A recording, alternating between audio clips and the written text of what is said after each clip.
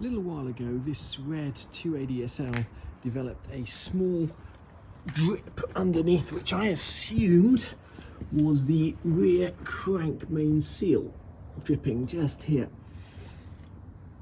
Okay, but in actual fact, I think it's something completely different, because I started to experience difficulty changing gears. This is a 5-speed manual, and the other day that drip had turned into a much more significant drip, and I noticed that the level of the clutch fluid here had fallen right down, and I think what's happened is the slave cylinder is knackered, to give it a technical term.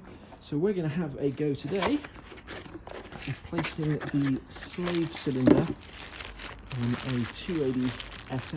Basically the slave cylinder is just bolted on to the car with those 2 bolts, has this rod at the end of it.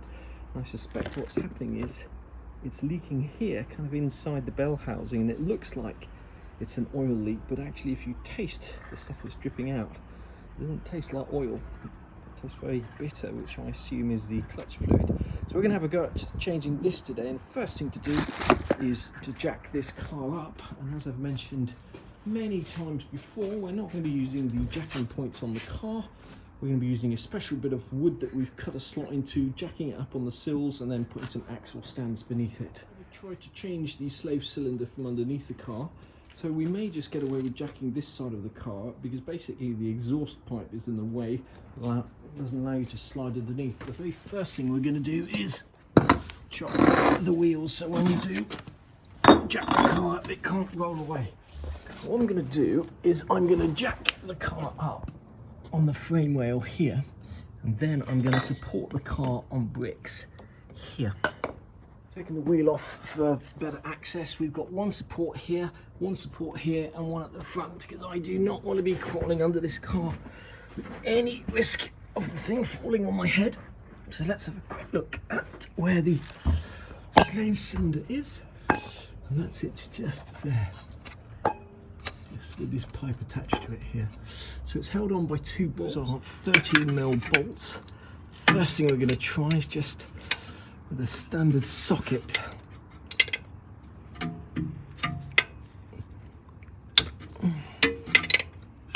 Seems to come off remarkably enough.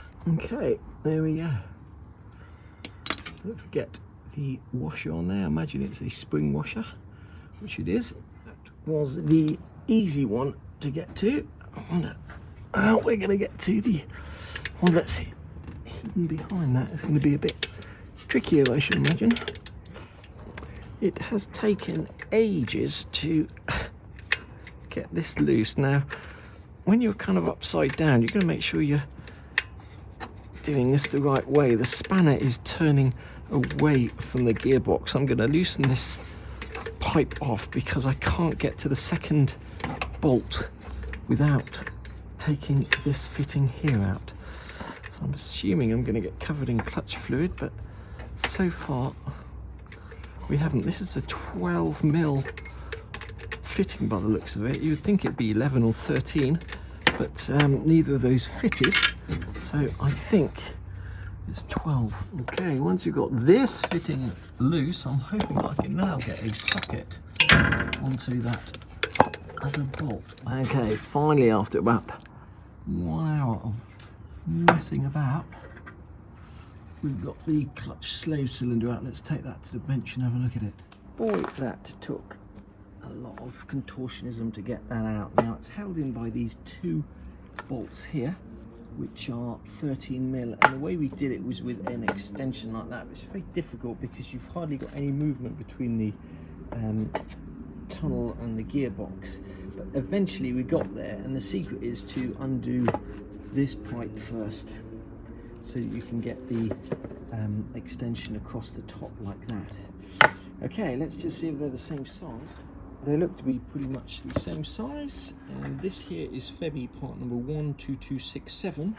This car is a 280 SL, 1983 280 SL 5-speed manual, and this part delivered was less than £20, so £19.99 or something like that. I'll leave a link to where we got that from, so it's not an expensive part.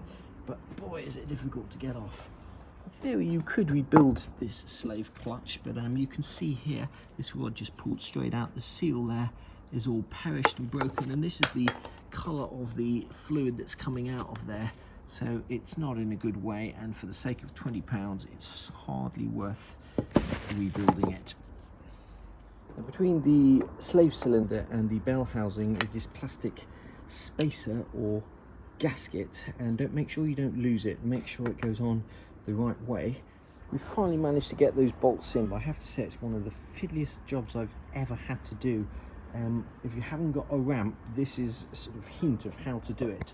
We took a piece of M8 threaded rod, or we took one of these actually, and cut about an inch off and screwed that inch into the actual bell housing, so it's basically sticking out like this.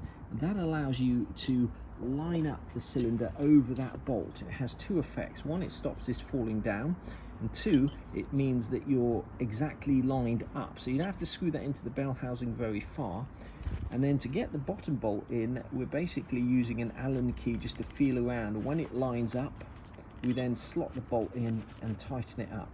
And then we tighten this up all the way, not fully torqued, but so this is then pulled flush, because that rod that's in there wants to push the cylinder away from the car, and it's quite difficult to hold it in and screw it in at the same time. So we're going to tighten this all the way, and then we go back and we unscrew the bit of threaded rod, and that should leave the second bolt here hole exactly aligned and allow us to get that in. And when we've got these two bolts in, then you can tighten up this fitting here and put the thing in, and then end up bleeding the clutch. Top up the clutch fluid and then bleed that clutch using this stuff here, .4. On this particular car, the pipes there, the clutch hose is completely empty of fluid. We're pretty much down at the minimum level there. So the first thing we're going to do is top the clutch fluid up. Then we're going to undo the bleed valve on the slave cylinder, see if any clutch fluid trickles out. Sometimes you can be really lucky and that's all you need to do. Just keep topping that up. As the clutch fluid trickles out, it pushes all the air out the system.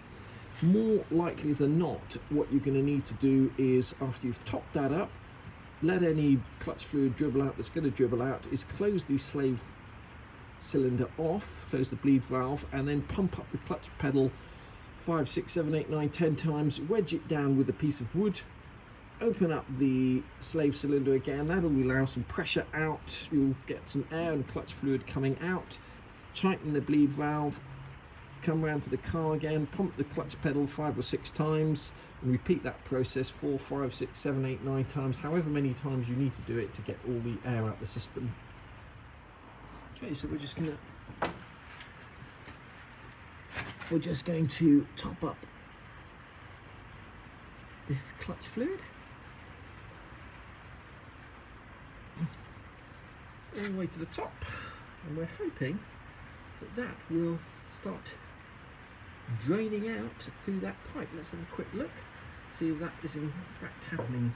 Some air bubbles come up through the tank. I've closed off the nipple now. I'm just going to give this a few pumps, build up some pressure. So I've got the bleed nipple closed, pushed the clutch pedal down just over halfway, wedged a piece of wood in there, and we're going to crawl under the car and open that bleed nipple so we can get some more clutch fluid out. Well, we've finished bleeding the clutch, everything seems to work fine, there's no leaks, but we will not be taking this car for a test drive just yet, as it's lashing it down in Bristol.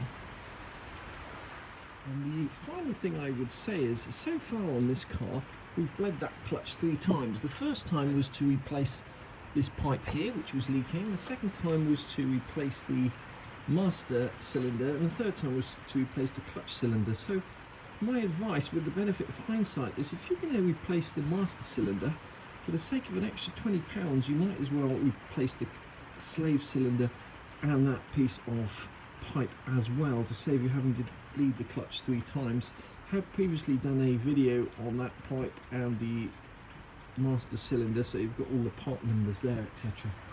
We got our slave cylinder off eBay from these guys here, Fluid Automotive, cost just £19.95, and it's a Febby slave cylinder with a 3-year warranty.